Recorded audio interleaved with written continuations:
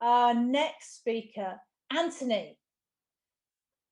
Anthony is apparently, I believe that you came from being a school inspector. Is that right, Anthony? No, that sounds like a vicious rumor. No. I did some school improvement stuff, but definitely wasn't. That was it. All right, school inspector, school improvement. It's all in the same ballpark. But you knew about like developing schools. Then you came in and looked at the play and went, "Oh, want to do something about that here." Is that right? Yeah, definitely. And I think the biggest thing with this was the big part that OPAL plays with it. Because I mean, Ingrid was a great help in terms of that realization of when you show someone around for your playtimes. We do it for everything else in school. And then when you show someone else around for playtimes and you kind of like hang your head in shame a little bit in terms of what are we actually offering. There was definitely a realization and a self-reflection on what we were doing at playtime. So yeah, it's been great. Oh, Anthony, I'm really looking forward to. I've seen your slides, and I am looking forward to hearing all about your plans and also how you've made the changes that you've made. So I'm handing over to you, Anthony. Thank you. Thanks. To be honest, we've not been on a totally dissimilar. Oh, mugshots, we love those, don't we? We've not been on a totally dissimilar journey to Broadway. I had a quick look before this. Ingrid came in for the first day on the 23rd of March. So we've only been doing it for a short amount of time as well. And our big kind of driving force with this was, well, can we move on to the next slide, please? Thank you. Was this question kind of after a pandemic and after kind of getting children back after lockdowns and everything else, what did we want? Because there was lots of talk about changing curriculums, doing lots of things.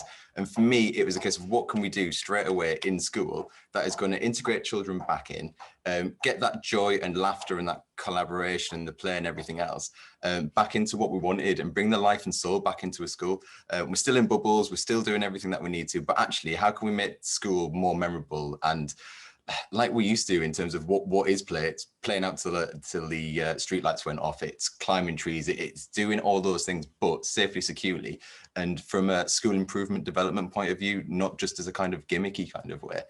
So if we move on to the next slide, please.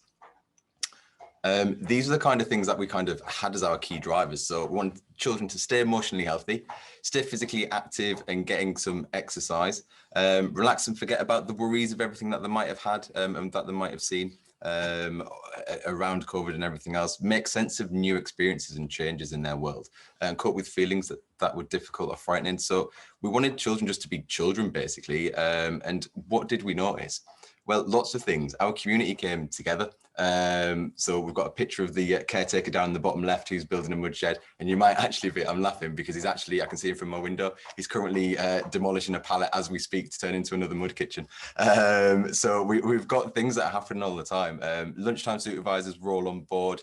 Children were just exploring and developing, and they became the drivers for everything that we were doing. Children were giggling, they were working together really, really well. They came back in school and there was no differentiation between boys and girls. Football pitches kind of disappeared. Everyone wanted to go into like the woodland area, which we discovered, and help clear that out. Mud is definitely the way forward. And a bit like Chris was saying, we went wholeheartedly with this as soon as the children came back. And parents have loved it. It's been one of those things where they're pleased to see the children smiling, happy, and it's all been done in a kind of school improvement way. So what are we doing? What are we doing? When are we doing it? And who's got what roles? So preparation is definitely key in kind of moving this forward. But yeah, laughter all around, and we just kind of keep on moving forward with it, really. And the general feedback, if we just move on to the next slide, please. Oh yeah, this one, forgot about this one. So our big thing was about how do we normalize play? How do we get rid of that stigma of play and make it part of everything? Early years has always been that kind of thing of let's have a look at how we play, how we explore, what that looks like. And it kind of disappears as it went through school. So what we're trying to do is make sure that small world areas are there for year 6, that everything can kind of be there, that they would access. And then if we press it again, hopefully, fingers crossed, there should be a little video of one of the boys at the tree and what they were doing. Hopefully it might play if we try clicking it again. Oh no, it won't.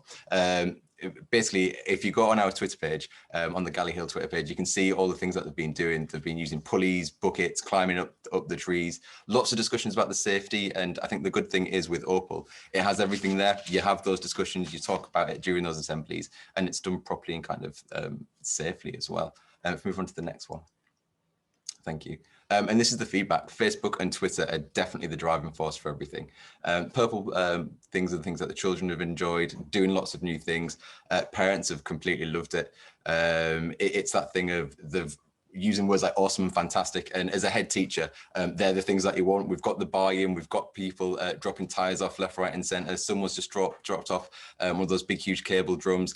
So again, it's not buying fancy stuff, it's using everyday stuff. And to be honest, the excitement kind of started a little bit today because we've got a digger on site to build, to dig a big hole for a kind of sand pit, really. So it's looking at what you can do and how you can do it and doing it strategically as well. And if we move on to the next one. Thank you. And the big thing is our journey has just begun, and play is definitely going to be the way. It's going to be the center of our focus for next year and moving forward. And I think it's got a picture of Golden Wellies, got a picture of a large loose park shed. So they're all new recent additions. And it's about making sure that it's not just this fad thing. We've put the investment into it. We're putting everything in there so children can explore and make memories of their playtimes, because it's where they talk, it's where they can be themselves, and it's where they can explore on lots of different things. To the point where we've actually started to talk to one of the local play therapists that comes in to see what we can do in some of those areas to make sure that we can kind of work around that as well. Which is working really, really well. And we've got 8 welly sheds because I'm well aware in autumn the weather's going to change. So equipment in terms of waterproofs and wellies are school uniform from September onwards. And that has been our journey so far since March the 23rd to, what are we on, 16th of June. Waterproofs and wellies are going to be your uniform in the autumn. I love that. I love that. Actually, I was at a school just the other day that had the kids, they decided because it was so hot, they put the kids in their PE uniforms, which were these sort of long shorts with a smart white t-shirt.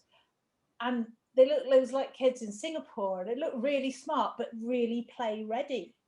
And that's what you've got your kids doing, isn't it, Anthony? Yeah. And I think that's the important bit. I mean, we've got 6 children who are in charge of sorting all the equipment out, making sure that everything's out there, and it's their role and responsibility. It's their playtime. What do they want to do? Let's talk about it. And I think they're more than up for it, and the parents are really enjoying it as well. So it's been fantastic.